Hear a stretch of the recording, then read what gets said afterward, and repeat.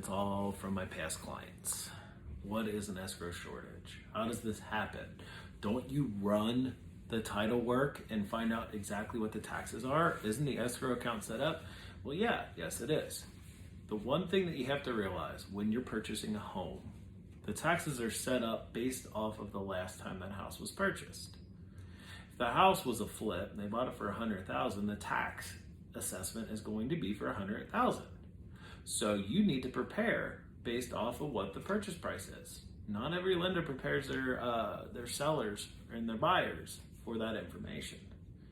What I'm here to tell you is obviously they're going to change. You need to know exactly what the tax bracket is in that area and what that house is going to be assessed for in the future.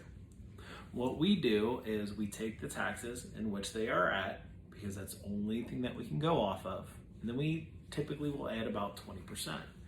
But that's not saying that that assessment's not going to change.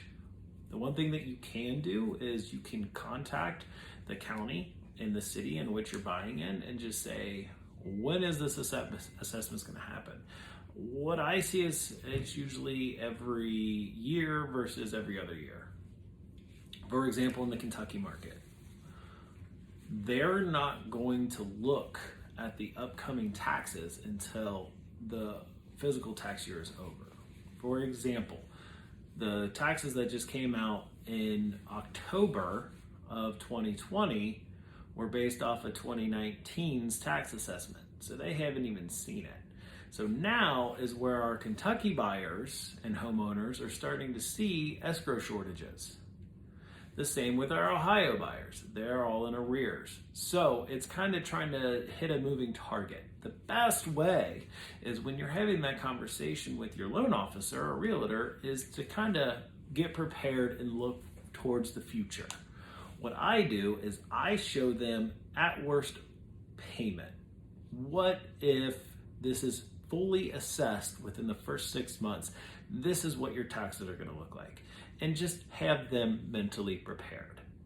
You're still going to get those phone calls, or I still get those phone calls just because we like to call it like a sticker shock. And there's ways to fix that without having your payment going up higher. First option is you want to just pay the difference, right? Catch your account up, make sure that it's good to go. Option two is you could always refinance to fix that payment, readjust it, reset it, and start it new. If your interest rate's super low, then I typically don't suggest that. But again, it's all going to be, what your comfort level is and situational based. I hope this kind of helped. Again, this is kind of, if you don't know about it, if you've never talked about it before, you're not going to just know the answer. Feel free to reach out to me if you want me to take a look at your letter you got from your servicer and see if it kind of works. For example, I had a past client that the escrow adjustment was completely wrong, and I agreed with him that it should not have been happening. So I gave him all the information that he needed to argue it, because unfortunately your loan officer can't reach out to the servicer and say, well, this is wrong, because they're a completely separate thing. So I hope all this helped. I hope this will help you in the future. Let me know if I can help you. All my information is down below.